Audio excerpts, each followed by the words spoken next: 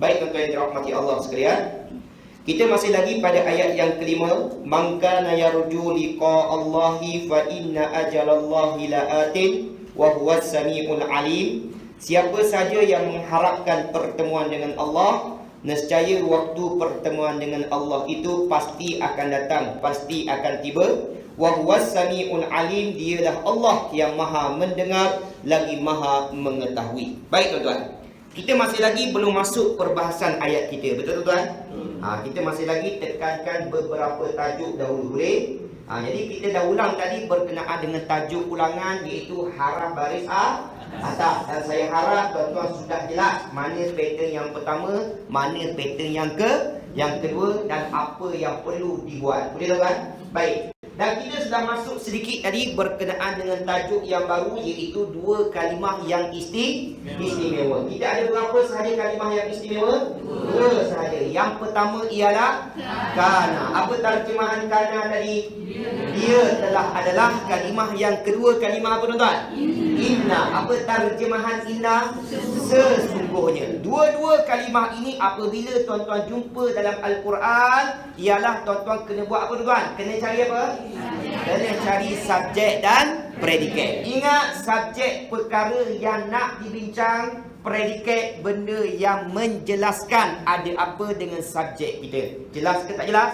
Baik, saya nak tambah sikit tuan. Dengar betul-betul. Untuk subjek dan predikat tuan. Jadi subjek dan predikat dalam bahasa Arab ini ada beberapa bentuk, ya. Kadang-kadang tuan-tuan akan jumpa subjek dan predikat itu dua-dua pendek. Boleh tuan? Contohnya saya dah bagi tadi, Muhammad gemuk, ya. Muhammad subjek, gemuk adalah predikat. Dua-dua pendek sebab dia satu kalimah saja. Boleh? Kadang-kadang tuan-tuan akan jumpa dua-dua panjang, ataupun salah satunya panjang, salah satunya pendek. Contohnya ialah budak yang engkau jumpa di tepi sungai itu, itulah yang berkahwin dengan nenek aku. Contoh. Boleh tuan contoh supaya tuan-tuan faham. Boleh? Kalau saya tanya tuan, mana subjek kita tuan? Budak yang engkau jumpa di tepi sungai itu subjek tuan. Panjang ke pendek? Panjang. Ada apa dengan budak yang kau jumpa di tepi sungai itu? Yang berkahwin dengan nenek aku. Panjang ke pendek? Pun panjang tuan. Boleh tuan? Jadi nak bagi tahu, kadang-kadang tuan-tuan akan jumpa subjek dua-dua pendek, dua-dua panjang, salah satu panjang, salah satu pendek. Jelas ke tidak? InsyaAllah. Baik, itu perkara yang pertama. Perkara yang kedua tuan, dengar betul-betul. Saya terpaksa tulis yang ni tuan, supaya tuan-tuan lebih jelas, ya. Mana pemanah? Kalimah yang pertama ialah kalimah kana. Apa terjemahan kana tadi? Dia telah adalah, ya. Kana dia telah adalah. Baik. Yang kedua kalimah apa tuan? Inna. Apa terjemahan inna? Sesungguhnya, ya. Inna sesungguhnya. Baik. Tuan-tuan dah jelas tadi. Jumpa kana, cari subjek, cari predikat. Jumpa inna, cari subjek, cari predikat. Jelas tuan ya? Yang tu kita dah bagi tahu awal-awal tadi kan? Baik, masalah kita tuan. Ingat betul. Kana, kalau saya tanya sekali lagi, apa terjemahan kana? Dia telah adalah. Kalau saya tanya dahulu, kana dia telah adalah, ini kalimah isim ke, fi'il ke, haraf tuan? Sekali lagi, tengok betul-betul. Kana dia telah adalah, ini kalimah isim ke, fi'il ke, haraf? Kalimah apa tuan? Kalimah fi'il. Ahsantum. Kalau betul tuan-tuan kata kana dia telah adalah kalimah fi'il, tuan-tuan nak panggil dia fi'il madi ke fi'il mudhari'? Madi ke mudhari'? Madi. Macam mana tahu dia fi'il madi? Ada perkataan telah. Jadi kalau tuan-tuan kata kana ini adalah fi'il madi, bermakna kita perlu tak cari ganti nama dalam kalimah kana? Perlu tak cari ganti nama? Perlu ke tak perlu? Perlu tuan. Jadi dalam kalimah kana mesti ada ganti nama. Sekarang pegang diagram sekejap, cuba cari satu-satu. Boleh? Pegang diagram. Okey, jawab sekali lagi. Kana dia telah adalah. Tuan-tuan dah jawab tadi. Dia kalimah isim ke fa'il ke araf? Fa'il madi ke fa'il mudhari'? Madi ke mudhari'? Madi. Pindah ke tak pindah? Pindah. Soalannya, kana dia telah adalah, jantinanya muzakkar ke muannas? Muzakkar ke muannas? Kenapa muzakkar? Kenapa muzakkar? Tak ada ta marbutah di hujungnya. Betul? Bermakna jantinanya muzakkar. Jumlahnya tuan. Kana dia telah adalah, jumlahnya mufrad ke jamak? Mufrad ke jamak? Mufrad sebab dia seorang ke ramai? Seorang saja. Bermakna jumlahnya mufrad yang terakhir tuan. Kana dia telah adalah, ganti nama yang pertama ke yang kedua ke yang ketiga? Yang ketiga. Sebab dia ganti nama yang ketiga. Boleh tuan? Sekarang kalau tuan-tuan dah kata kana itu ganti nama yang ketiga, turun kepada tabel yang paling bawah warna biru tuan-tuan. Pergi kolom yang ketiga sahaja. Dah sampai ke belum? Dah. Semak sekali lagi. Tadi tuan-tuan kata kana muzakkar ke muannas? Pergi lain muzakkar sahaja tuan. Ada huwa, ada huma, ada hum. Betul? Soalan yang terakhir. Tuan-tuan kata kana tadi jumlahnya mufrad ke jamak? Mufrad ke jamak? Bermakna dalam kalimah kana ini ada ganti nama apa tuan? Ganti nama apa tuan? Huwa, hi ke shi? Hi ke shi? Hi tuan. Boleh? Jadi tuan-tuan kena ingat dalam kalimah kana ada huwa ataupun hi. Ya. Boleh tuan-tuan? Jelas tuan? Baik, soalan yang kedua. Cuba tengok kalimah yang kedua pula tuan. Cuba sebut inna. Apa terjemahan inna? Sesungguhnya. Pasti. Benar-benar tuan. Kalau saya tanya, inna itu kalimah isim ke fa'il ke haraf? Kalimah apa tuan?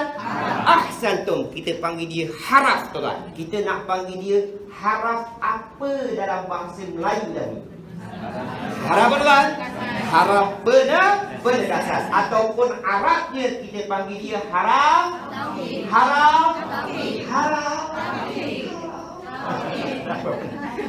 Dengar yang depan-depan je tuan. Belakang tak buat pendengar jangan. Baik, cuba sebut tuan. Taukid. Baik, yang paling penting. Sekarang inna haraf ke bukan haraf? Kalau haraf, perlu tak kita cari ganti nama? Perlu ke tak perlu? Tak perlu. Dalam inna tidak akan ada ganti nama. Boleh tuan? Dalam inna tidak ada ganti nama. Baik, sekarang kenapa saya buat macam tu? Dengar betul tuan.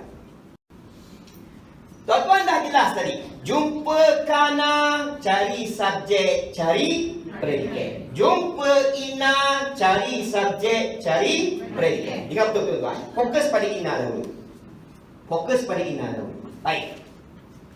Setiap kali tuan-tuan jumpa inna, maka subjek dan predikatnya wajib ada disebut dalam Al-Quran. Wajib disebut dalam Al-Quran. Nak ke tak nak, tuan-tuan mesti cari sampai jumpa. Boleh tuan? Saya ulang sekali lagi. Setiap kali jumpa inna, kena cari subjek dan predikat. Dua-dua wajib disebut di dalam Al-Quran. Boleh tuan? Boleh tuan? Sebagai contoh, inna Muhammad gemuk tuan. Boleh? Contoh tuan. Inna Muhammad gemuk. Mana subjek inna? Muhammad. Mana predikat inna? Gemuk. Dua-dua disebut ke tak disebut? Sebut tuan. Jelas tuan? Baik. Berbeza dengan kana. Yang ni kena tengok betul-betul tuan. Tengok kana. Setiap kali jumpa kana, kena cari subjek dan predikat. Baik. Masalah kita pada subjek kana saja tuan. Tengok ke depan tuan. Subjek kana ini kadang-kadang disebut dengan jelas. Disebut dengan jelas. Yang ni tak ada masalah. Kalau sebut je dah. Betul kan? Tapi kalau tak disebut dalam ayat Al-Quran, Waktu itu tuan-tuan kena cari subjeknya ialah ganti nama yang tersembunyi dalam kalimah kana. Jelas ke ulang?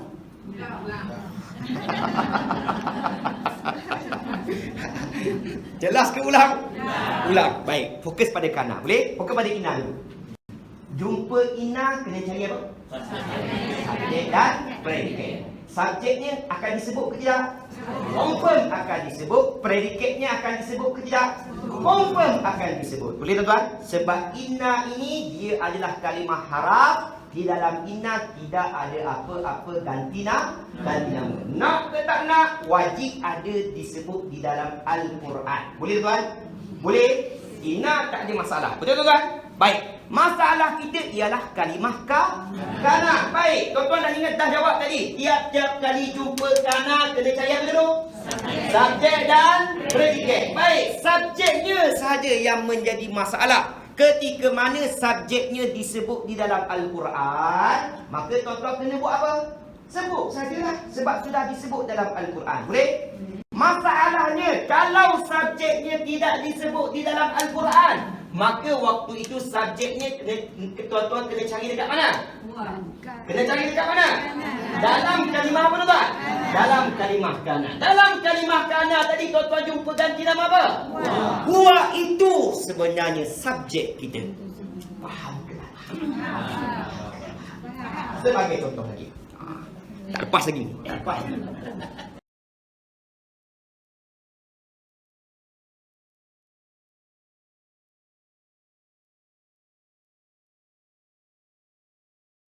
Okey. Saya buat 3 contoh, boleh? Okey. Yang pertama. Inna, apa terjemahan inna? Muhammad gemuk. Boleh? Itu yang pertama. Kesian betul Muhammad kan? Baik. Yang kedua. Kana, apa terjemahan kana? Muhammad gemuk. Gemuk lagi. Baik. Kana gemuk. Boleh tak? Kana gemuk. Boleh tak? Baik. Sekarang, apa terjemahan kana sekali lagi? Dia adalah. Baik. Sekarang, tengok yang pertama. Ya? Baik. Untuk inna, tuan-tuan tidak akan ada masalah. Sebab subjek dan predikat wajib disebut dalam ayatnya. Boleh tuan? Kalau saya tanya dahulu, inna Muhammad gemuk. Sesungguhnya Muhammad gemuk. Mana subjek inna? Muhammad. Terang-terang tuan-tuan nampak Muhammad. Betul? Baik, ada apa dengan Muhammad? Mana predikat inna tuan? Gemuk lah tuan. Jelas tuan? Jadi, inna Muhammad ialah subjek inna. Gemuk adalah predikat inna. Selesai tuan? Boleh? Baik, masalah kita yang seterusnya. Kana Muhammad gemuk tuan. Tiap-tiap kali jumpa kana kena cari apa sekali lagi? Subjek dan predikat. Kana Muhammad gemuk. Mana subjek kana tuan? Muhammad juga. Ini subjeknya. Mana predikat kana? Gemuk. Sekali lagi ini adalah predikatnya. Jelas tuan? Dua-dua disebut ke tak disebut? Dua-dua disebut. Baik, yang terakhir. Ini masalah kita tuan. Kana gemuk adalah dia gemuk tuan. Boleh tuan? Adalah dia gemuk. Tuan-tuan dah faham tadi? Tiap-tiap kali jumpa kana kena cari apa sekali lagi? Subjek dan predikat. Kana gemuk adalah dia gemuk. Mana subjek kana dalam ayat yang ketiga? Mana tuan? Jawapannya ialah dia tadi kita dah cari dalam kalimah dalam kalimah kana ada ganti nama apa tadi? Huwa. Huwa itu sebenarnya subjek kita ketika mana subjeknya tidak disebut dengan jelas tuan. Faham ke tak faham? Soalan saya. Huwa terjemahannya apa sekali lagi? Dia. Huwa ini tuan-tuan nak refer kepada siapa dalam ayat kita? Siapa tuan? Muhammad juga tuan. Boleh. Cuma orang Arab dia tidak akan ulang kali yang kedua, kali yang ketiga benda yang sama tuan-tuan. Boleh? Jadi huwa yang tuan-tuan jumpa dalam kalimah kana tadi tetap tuan-tuan akan refer kepada Muhammad. Jadi siapa yang gemuk sebenarnya tuan-tuan? Muhammad juga tuan-tuan. Jelas ke tidak? Kalau itu subjeknya kana gemuk, mana pula predikatnya? Gemuklah tuan-tuan. Faham ke tak faham? Faham? Selesai perkara yang kedua. Boleh? Jadi saya ulang sekali lagi. Subjek dan predikat inna dua-dua disebut ke tak disebut? Disebut. Subjek dan juga predikat kana. Subjeknya kadang-kadang disebut, kadang-kadang tidak disebut. Kalau disebut buat apa? Sebut je lah. Kalau tak disebut, cari dalam mana? Dalam kalimah dalam kalimah kana tadi tuan-tuan jumpa ganti nama apa? Huwa. He ke she? He. Faham ke tak faham? Faham? Selesai? Selesai? Belum selesai. Tak selesai lagi tuan-tuan. Okey, sekarang tengok dekat depan.